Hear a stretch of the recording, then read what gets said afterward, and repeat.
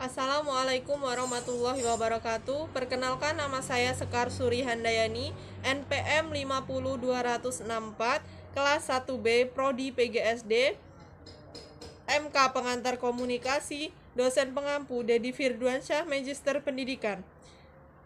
Di sini saya akan menjelaskan sedikit materi tentang kemampuan komunikasi secara efektif. 1. Pengertian kemampuan.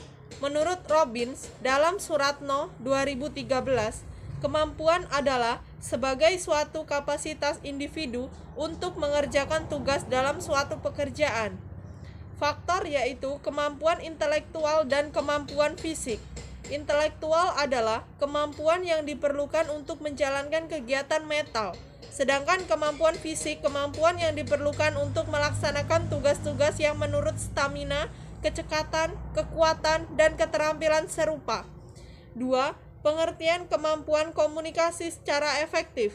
Menurut Fajar 2009, dari semua pengetahuan keterampilan yang kita miliki, pengetahuan dan keterampilan yang menyangkut komunikasi termasuk di antara yang paling penting dan berguna. 3. Aspek-aspek kemampuan komunikasi secara efektif. Komunikasi dilakukan oleh pihak yang memberitahukan atau komunikator kepada pihak penerima atau komunikan. Menurut Supratiknya 1999, aspek-aspek dalam komunikasi adalah 1. Maksud-maksud, gagasan-gagasan, dan perasaan-perasaan yang ada dalam diri pengirim serta bentuk tingkah laku yang dipilihnya. 2. Proses kodifikasi pesan oleh pengirim. 3. Proses pengiriman pesan oleh penerima. 4. Adanya saluran atau media melalui mana pesan dikirimkan. 5. Proses dekodifikasi pesan oleh penerima. 6. Tanggapan batin oleh penerima terhadap hasil interpretasinya tentang makna pesan yang ditangkap. 7. Kemungkinan adanya hambatan tertentu.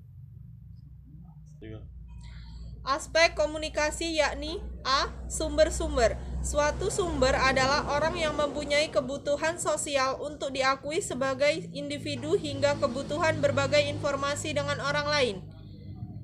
B. Penyandian. Suatu kegiatan internal seseorang untuk memilih dan merancang perilaku verbal dan nonverbal sesuai dengan aturan-aturan. C. Pesan merupakan informasi yang harus sampai dari sumber penerima.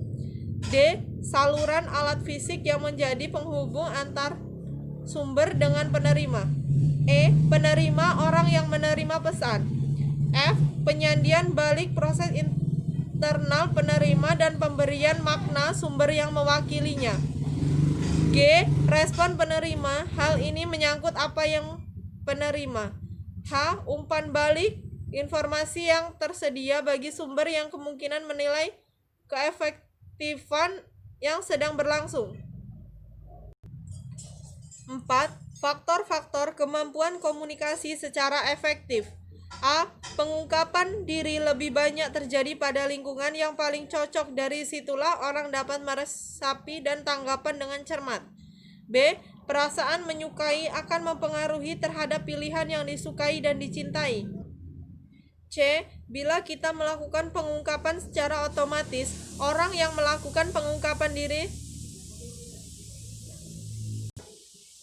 sebagai berikut efek diadik. D. Kompetensi diartikan sebagai faktor mempengaruhi sebagai pengungkapan dalam berkomunikasi. E. Faktor topik, tema pembicaraan. F. Faktor kepribadian sebagai wujud orang pandai bergaul.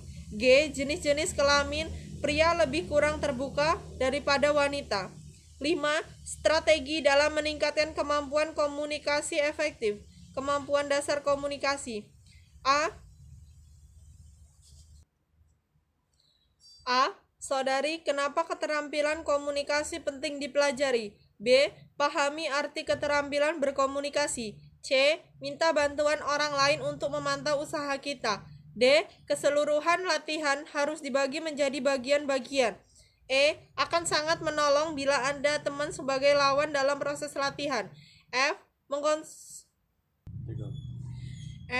Mengomunikasi seluruh komponen dilatihkan dan dipraktekkan.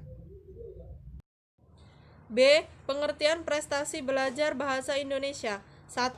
Pengertian belajar seperangkat kegiatan mulai dari kegiatan fisik dalam arti kegiatan melihat yang rumit.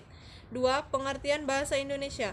Bahasa suatu simbol lisan yang arbitre yang dipakai anggota suatu masyarakat. 3. Pengertian prestasi belajar. Prestasi belajar suatu proses usaha yang dilakukan seseorang untuk memperoleh perubahan tingkah laku yang baru secara keseluruhan. 4. Prestasi belajar bahasa Indonesia. A. Meresapi makna anugerah Tuhan Yang Maha Esa berupa bahasa Indonesia, diakui sarana lebih unggul daripada bahasa lainnya memperoleh ilmu pengetahuan. C. Kerangka pikir. Penelitian ini didasarkan pada kerangka berpikir sebagai berikut. Siswa memiliki motivasi yang kuat untuk berkomunikasi. D. Hipotesis. Hipotesis merupakan pernyataan hubungan yang mungkin terjadi antara dua atau lebih variabel berdasarkan teori-teori.